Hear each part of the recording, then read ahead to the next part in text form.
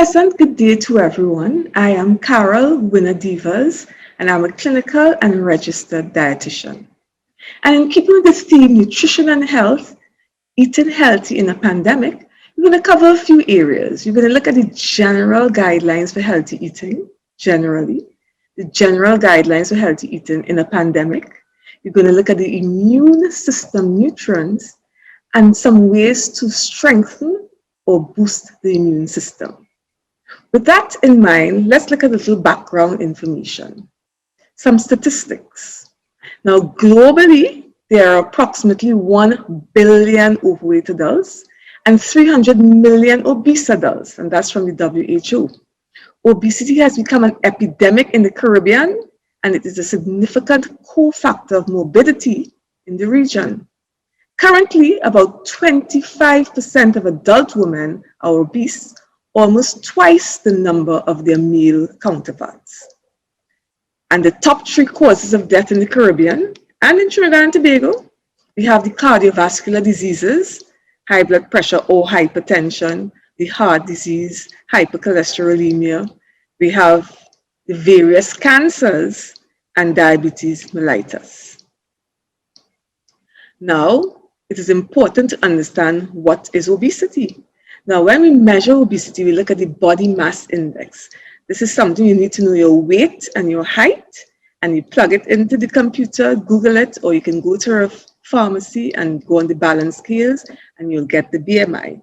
It's important to know your BMI because obese and overweight persons are at risk or higher risk for all the chronic diseases of cardiovascular diseases, diabetes, cancers.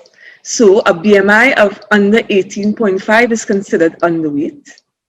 A healthy BMI is between the 18.5 and 24.9. If you're overweight, a BMI of 25 to 29.9, and obese, a BMI of 30 and over. In a nutshell, your BMI should be less than 25, not less than 18.5, just less than 25.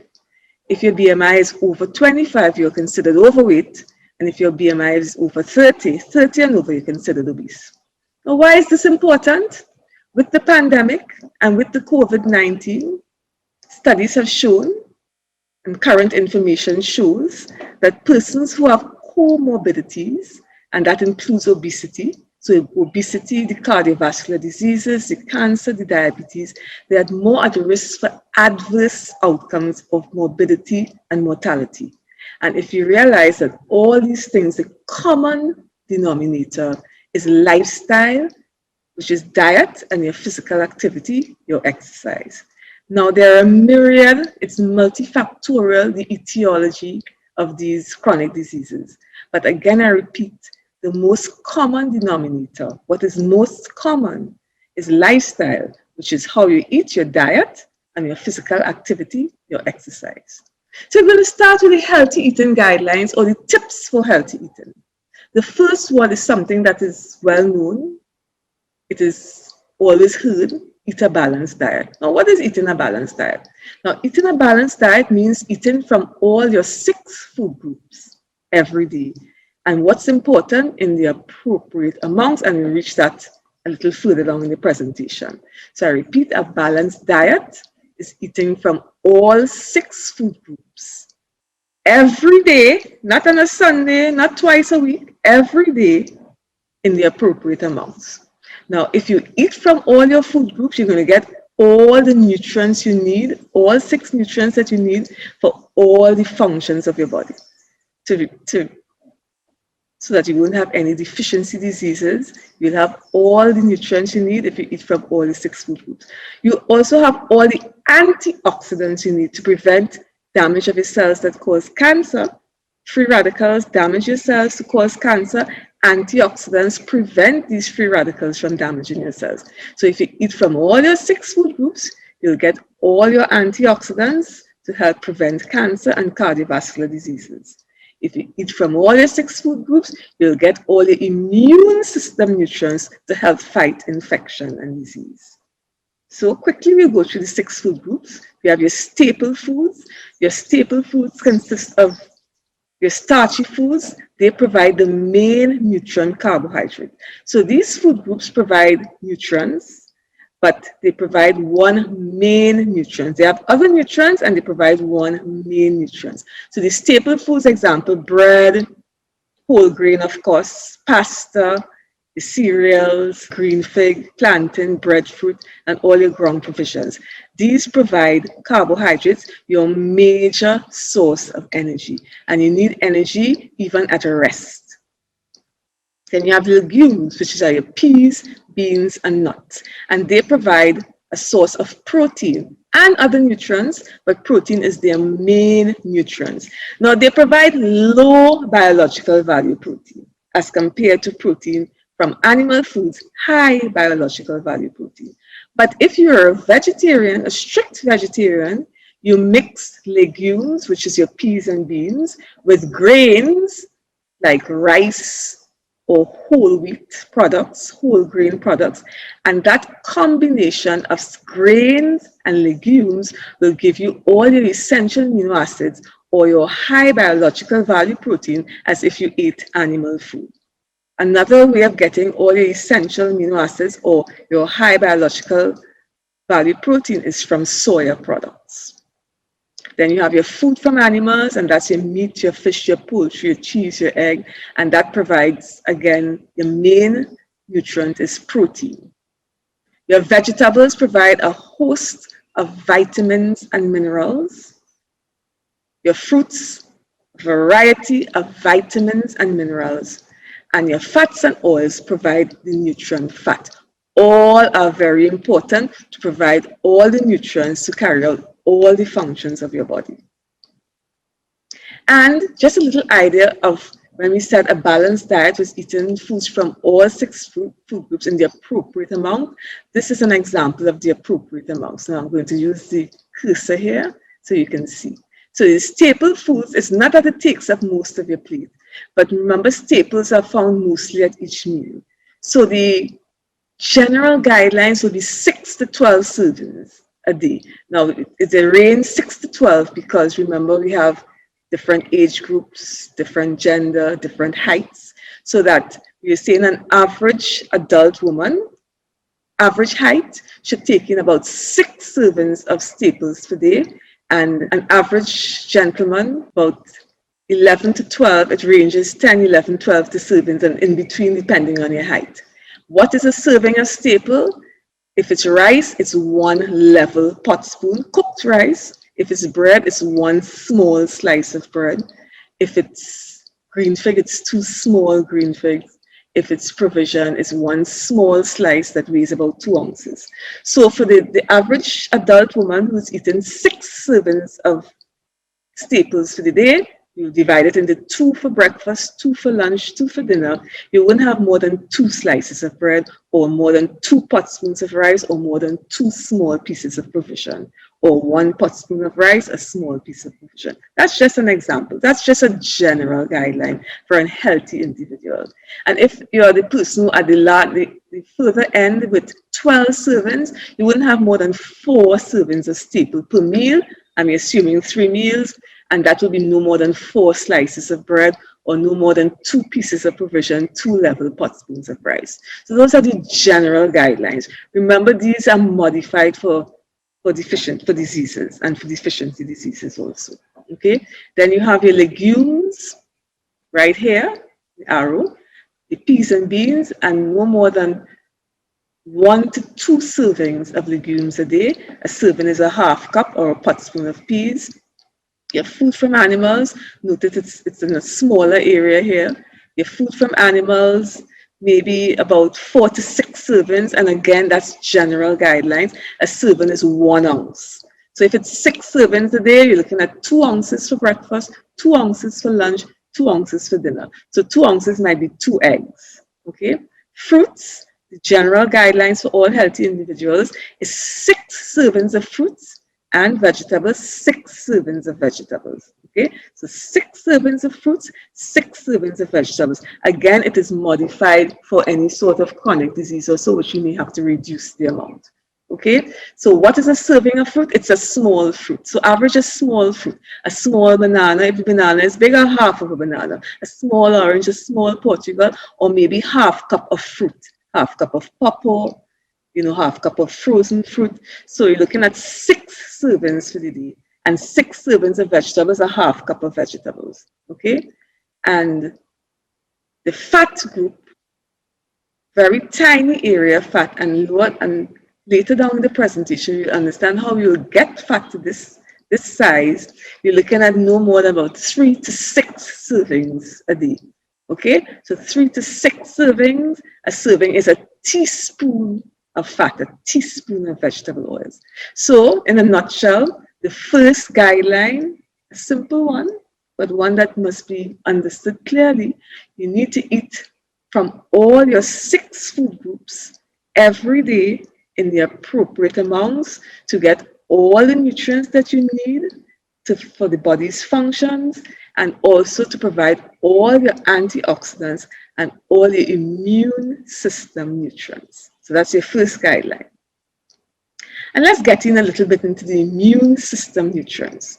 So one immune system nutrient, the first one there is protein. Protein is an immune system nutrient. It provides substrate for the immune cell replication. And where do we get protein from? We just saw from the food from your animals and also from your legumes. Vitamin A is another immune system nutrient. It's for the growth and function of T and B cells for immunity. Vitamin A you get from all your bright orange and yellow and green vegetables. And vitamin A is also a fat-soluble vitamin. So you'll get it in things that contain fat: egg, milk, cheese, meat, fish, chicken. Okay? And vitamin C helps with the recovery from infection, and it also helps with iron absorption. And vitamin C you get from all the variety of wonderful fruits and vegetables that we have here in the Caribbean. B6, another immune system nutrient, maintains healthy immune and nervous system. B6 you get from meat and fish and poultry, watermelon. You get B6 also from potatoes, and B6 from your dark green leafy vegetables. B12 is role in cellular immunity, and B12 you get only from animal foods, so from your food from animals. Vitamin D, one of the most important and powerful nutrients for supporting the immune system. Vitamin D is a fat-soluble vitamin, so you'll get it in your cod liver oils, your fatty fish, and it's a sunshine vitamin, so that when you go into the sunlight, there is a substance called 7-dehydrocholesterol, and it is found just below your skin, and it is converted to vitamin D when you go out into the sunlight. Then you have vitamin E. It's also a fat-soluble vitamin. It is a powerful antioxidant, just like vitamin C and vitamin A, and it helps to fight infection. Vitamin E you find a good source in wheat germ oil and in other oils. Selenium helps to activate the available T cells, and again, selenium you find in your meat, your fish, your poultry, your shellfish, in your legumes. You find selenium in dairy products. So in a variety of foods, you find selenium. Zinc also in a variety of foods, your whole grains, your meat, your fish, your shellfish, your legumes, your nuts, and zinc reinforces the immune system. And iron helps the body carry oxygen to cells. It plays a part in many of the immune system processes. Where do you get iron from? Your dark green leafy vegetables, legumes, and also in your meat and red meats. Okay, so iron and liver. So those are your sources of iron. So again, if you realize, if you eat from a variety of food, from all your 6 food groups, you get your immune system nutrients. Let's continue with the guidelines. Include high fiber foods in your diet. So we have 2 types of fiber. We have soluble fiber and we have insoluble fiber. So your soluble fibers help to reduce cholesterol and help to reduce your blood sugar by absorbing and passing it out. Where do you get your soluble fibers from? From inside your peas and beans, from your vegetables, your fruits, and from oats. And then you get your insoluble fibers, which scrape your colon. It helps to prevent colon cancer. It helps to reduce or prevent constipation. You get that from your whole grain stuff, from the outside of your peas and from your raw vegetables and fruits and the skin of your vegetables and fruits. Reduce the amount of fat in your diet. Next guideline. How do you do that? How do you get that small area of fat on your plate? If you're using dairy products, it will be low-fat dairy products. When you're cooking, you'll choose baking, steaming, grilling, and not frying. You're cutting off all the skin and the fat from your meat and your poultry. You reduce or use less butter and fat when you're cooking. Use low-fat salad dressings if you need to use salad dressings. And look out for the hidden fats in food items. Example, the fats found in pastries, cake, and other high-fat foods. What's also important is pay attention to the type of fats used. So we know that saturated fat, trans fatty acids, these are called unhealthy fats, right? They are bad fats. So saturated fats are firm at room temperature. You can hold it. So you can hold the fat from your chicken. You can hold the fat from your meats, right? So saturated fats will be found in butter, in coconut milk, and coconut oil. So there is some saturation in coconut oil. It gets firm when it gets cold. In fatty meats and poultry, in full cream dairy products. So you want to limit saturated fats. You want to limit foods high in trans fatty acids, such as margarine, that's a hard fat, shortening, commercial frying fats when you buy fast foods, baked goods, so things in packages, beef, butter, and milk fat. These are trans fatty acids. They both saturated fats and trans fatty acids can increase your cholesterol. And when you increase your cholesterol, you're more at risk for heart disease. You want to use monounsaturated fats or polyunsaturated fats. So unsaturated fats are liquid at room temperature. So your canola oil, your olive oil, your peanut oil, your almond oil, or your other vegetable oils. But just note, if you're using olive oil, you don't want to heat it too much. It cannot take heat as much as the other oils. Use fats rich in omega-3 polyunsaturated fatty acids, such as fatty fish, tuna, salmon, and plant sources such as flaxseed and canola oil. Another guideline would be to reduce the amount of simple sugars in your diet. So you want to use more complex carbohydrates. So when we looked at the wholesome foods in your staple groups, you looked at your provision, your rice, your pasta, your whole grain cereal, and whole grain bread. You want to stay away from these simple carbohydrates, which like your cake and your soft drinks and your ice cream and your tamarind bowl and your condensed milk, etc., which will only peak your blood sugar, and it also helps in terms of increasing your weight. So you want to use more complex carbohydrates and limit the amount of simple sugars. Now you want to look at the amount of salt or sodium. So shake the salt habit. So sodium is required in the body to maintain good health. The amount needed in the body to maintain good health is very small. About 1,100 milligrams to 2,300 milligrams of sodium per day is safe and adequate. And what that adds up to 1 teaspoon of salt. So 1 teaspoon of salt is equivalent to 2,300 milligrams of sodium. You read labels carefully. The first ingredient on the list is the one with the highest concentration in the product. Look for other ingredients that contain sodium, such as MSG, monosodium glutamate.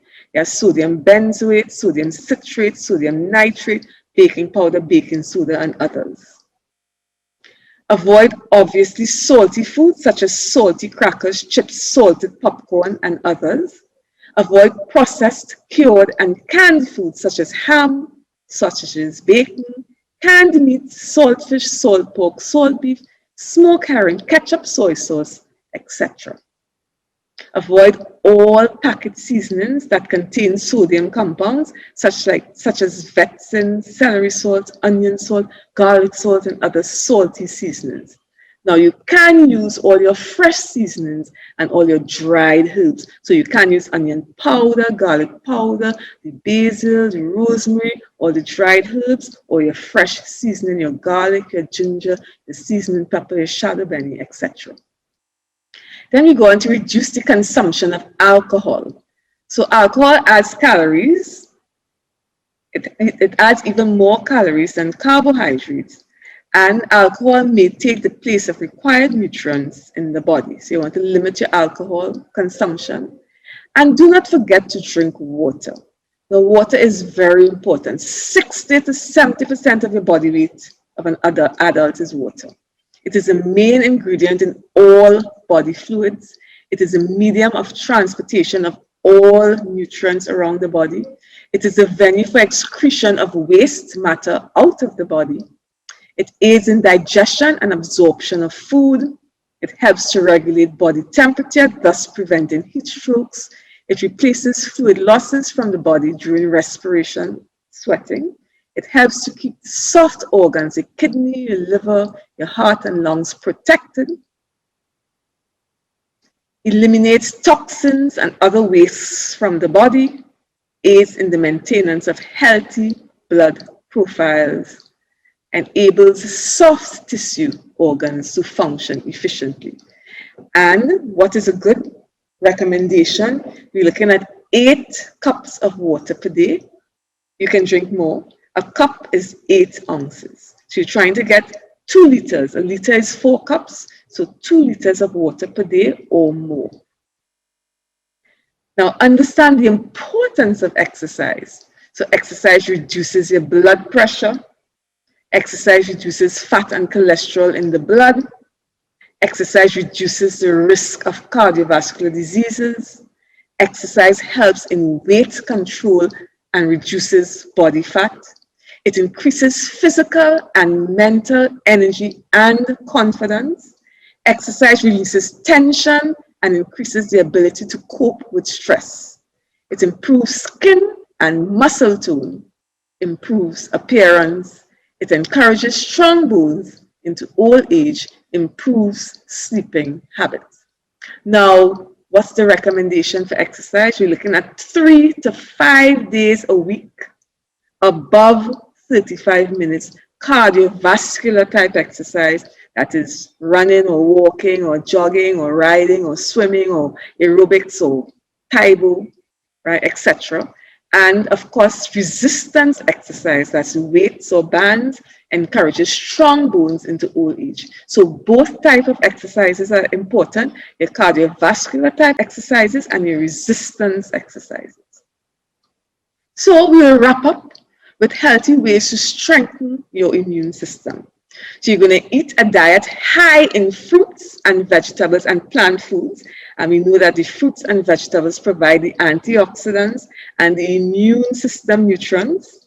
You eat healthy fats like seeds and oil and nuts and vegetable oils. And you see the small area on your plate that you use fats. You use fermented or foods that contain probiotics like yogurt. You limit added sugar. You stay hydrated. 8 cups of water or more for the day. You drink adequate water. Engage in moderate exercise 3 to 5 times a week. Manage your stress levels and get enough sleep. Sleep and immunity are closely tied together.